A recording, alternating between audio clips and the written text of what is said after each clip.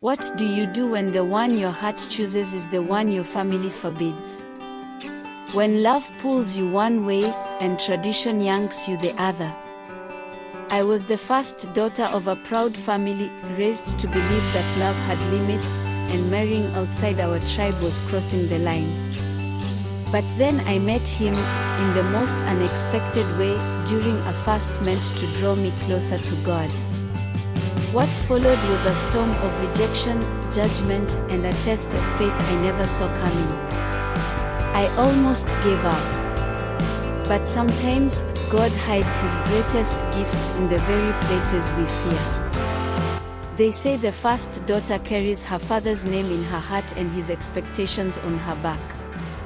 That was me, Adaobi. Daddy's girl. He raised me to honor our culture, to uphold the pride of being Igbo. Marrying outside our tribe? It was unthinkable. So when I fell in love with Musa, a kind-hearted man from Guso, I knew I was walking a tightrope. The night I told Papa, he screamed so loud the walls shook. Of all the men in Nigeria, it's a Guso man you bring to me. A Hausa. Tufiokwa. Never. I knew my father.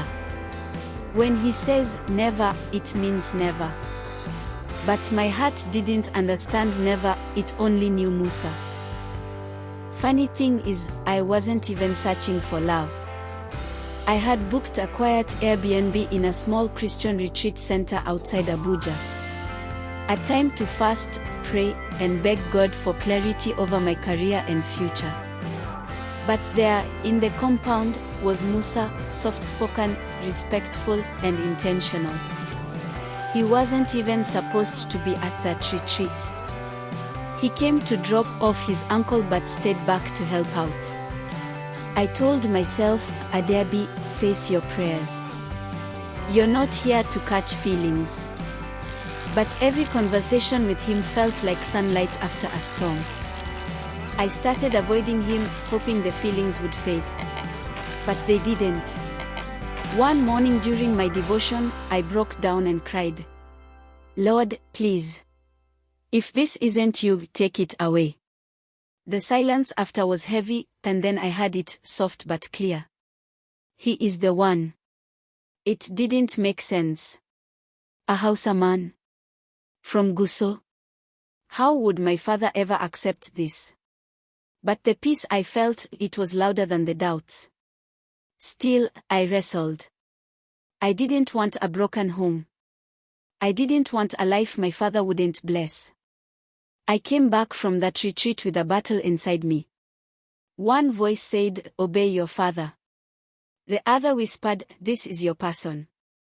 3 months passed. I didn't tell Musa anything. Then one evening, I called him. My voice cracked. I'm tired. This love is too heavy to carry. My father won't even hear your name. Then let God carry it for us. Don't walk away now. This story is bigger than us. He didn't beg. He believed. And for the first time, I felt God in his words more than in any sermon. I sought help. Maybe a counselor could give me direction. She listened. She nodded. Then she dropped a bombshell. Get pregnant.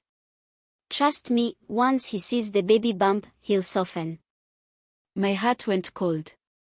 This wasn't guidance. It was manipulation cloaked in desperation. I smiled weakly, picked up my bag, and left.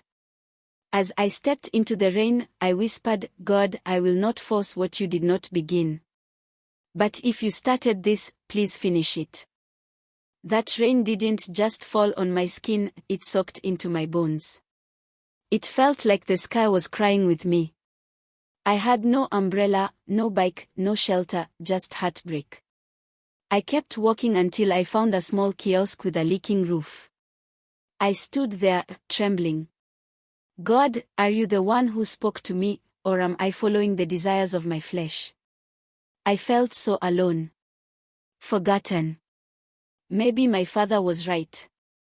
Maybe I was just a foolish girl chasing feelings. That night, I couldn't sleep. I picked up my phone and called Musa again, expecting to end it completely. I can't keep fighting my family and my peace. Maybe we are not meant to be. Peace isn't always found in comfort, Adaobi. Sometimes it's found in obedience. And I know God brought me to you. We'll wait. We'll pray.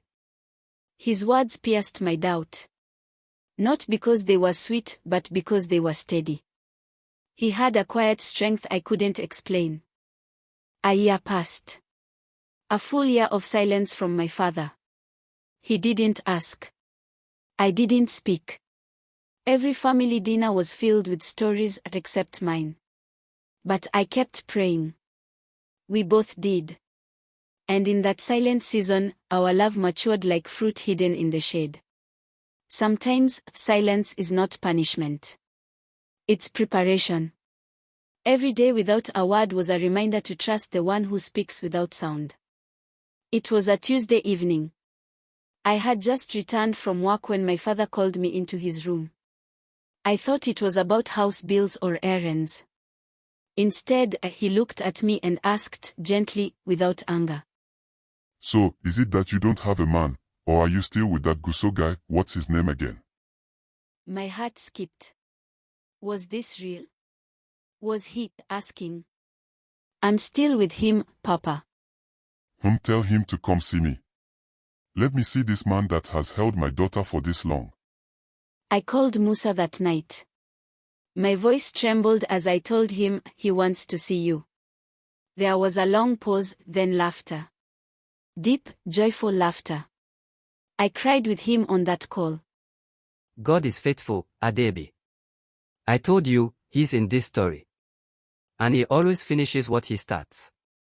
My heart was pounding, not from fear this time, but hope.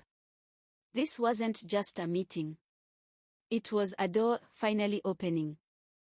The day Musa came to our home was surreal.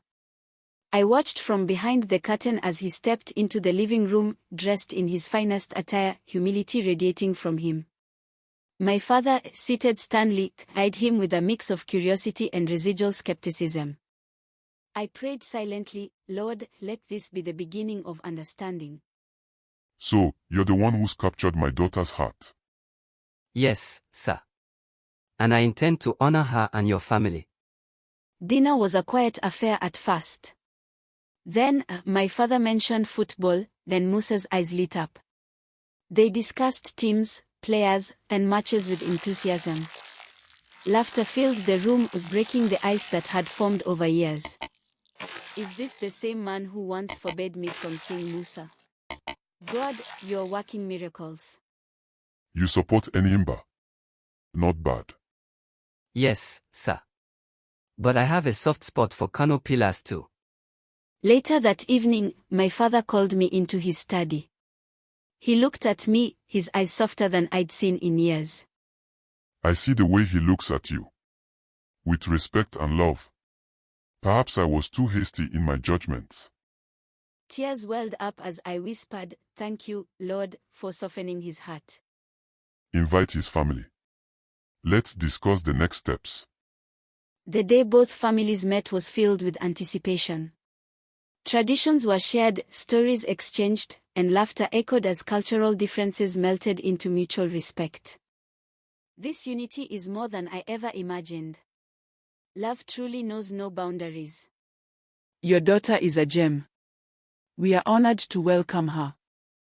And your son is a blessing to our family. Under the moonlit sky, Musa took my hand, his eyes reflecting the stars above. My heart raced as I whispered, yes, knowing this was the beginning of forever. Cheers erupted from our families, sealing our union with joy and blessings. The house buzzed with excitement. Aunties debated over colors, my sisters argued about styles, then my mother, she couldn't stop smiling. The bride price list had been accepted, and plans for the traditional wedding were underway. I caught myself daydreaming often. Not about the gowns or music, but about the journey. From that prayer Airbnb to this moment. How everything I feared would never happen was unfolding in God's perfect time. Your father is even more involved than me, he's been pricing decorations like a wedding planner. The drums echoed through the village. The air was fragrant with roasted goat, fried plantain, and fresh palm wine. I was dressed in coral beads and woven fabric. A bride of two worlds, standing between tradition and transformation. As I danced out to greet my groom, I saw my father standing. He wasn't just smiling, he was proud. Proud of me, of Musa, of the courage it took to break the barrier and build a bridge. You look just like your mother did when I married her. That night, we lit a small fire outside the compound. It was just Musa and I holding hands and watching the flames dance. I remember thinking, peace isn't loud. It doesn't scream or demand. It sits quietly beside you and says, I'm here. That's what Musa was to me, peace wrapped in flesh. From the day I met you praying in that Airbnb, I knew you'd lead me closer to God. And now, you're leading me home. Marriage wasn't a fairy tale, but it was ours. We faced disagreements, misunderstandings, even hard months financially.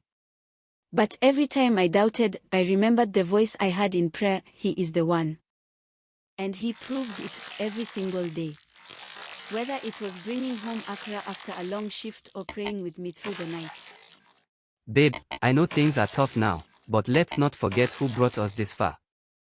One afternoon, my father visited unexpectedly. He asked for Musa, and when Musa arrived, he stood and gave him a hug. No words. Just a long embrace. When they pulled apart, my father looked at me and smiled. Your husband is a good man. I was wrong to judge what I didn't know. That moment healed every scar I didn't even know I still carried. Thank you, Papa, for seeing him. We moved into our first apartment shortly after. It was small, a one-bedroom with cracked tiles and humming pipes, but it was ours. Every item in that home, from the hand-me-down couch to the second-hand blender, was a testament to partnership, to building from scratch. I realized then, peace isn't about perfection. It's about knowing you're not alone, even in the tiniest room with a leaky sink.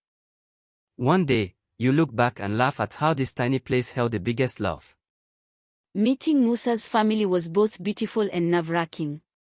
His mother wrapped me in a warm hug, calling me Zusia to my heart. But some extended relatives were less welcoming. The tribal difference wasn't easily forgotten by all. Every snide remark about my cooking, every side-eye during ceremonies, it tested me. But I reminded myself that love is patient, and this was part of the journey. Don't worry about them, Ada. You're the one I chose. And every day, I keep choosing you. 1 year into our marriage, we faced a storm. Musa lost his job. Bills piled up. I started selling pastries from home to help. We prayed more than we ate some days. This wasn't what I envisioned. But it was real. And in those raw, painful moments, I saw Musa's strength, his faith, his refusal to let go. I didn't marry you because life would be easy. I married you because you're worth standing beside, no matter what comes. A phone call changed everything. Musa got a job in the city, one with growth, stability, and peace of mind. It felt like God's reward after the long night of tears. We danced in our tiny kitchen like children. No music, just laughter and hope echoing against our tiled walls. God had not forgotten us. We are going to be okay, Adaobi. Better than okay. We are walking into a new season. With time, our families began to blend. My father learned to greet in Hausa. Musa's mother started asking for banga soup recipes. It wasn't forced. It was genuine, birthed from shared moments and mutual respect. I used to think love was just between two people. But it spills, healing families, bridging divides, softening hearts hardened by history. Tell your mother-in-law to come visit again. I still owe her a rematch in Ludo. 2 years into our marriage, we faced a terrifying moment. Musa collapsed at work. The diagnosis: stress-induced hypertension. I felt my world crack beneath me. Was love enough to protect us from life's harsh realities? I sat by his hospital bed, gripping his hand, willing his heartbeats to keep going for us.